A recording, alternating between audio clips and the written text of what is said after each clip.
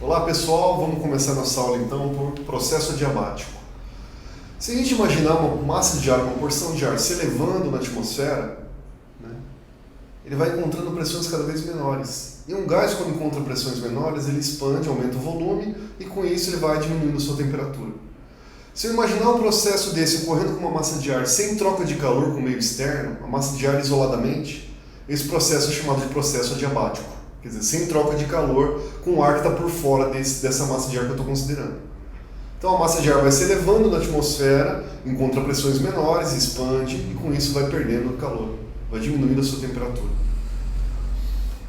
Nesse processo adiabático eu tenho a chamada razão adiabática seca e eu tenho a razão adiabática úmida.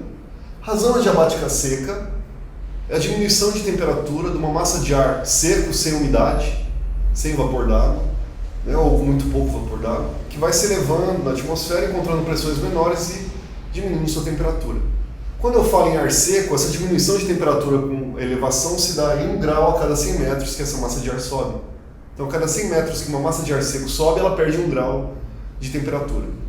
Se eu falar em razão adiabática úmida, seria uma massa de ar com vapor d'água, saturado ou não, com uns 4% de vapor d'água, ou um pouco menos, que vai se elevando na atmosfera e vai aumentando o seu volume e diminuindo a temperatura.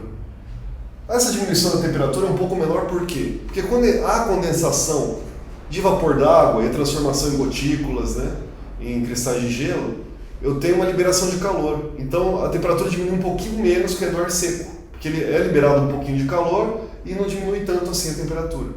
Então a diminuição de temperatura de uma massa de ar úmida se elevando na atmosfera é de 0,6 graus a cada 100 metros que se sobe.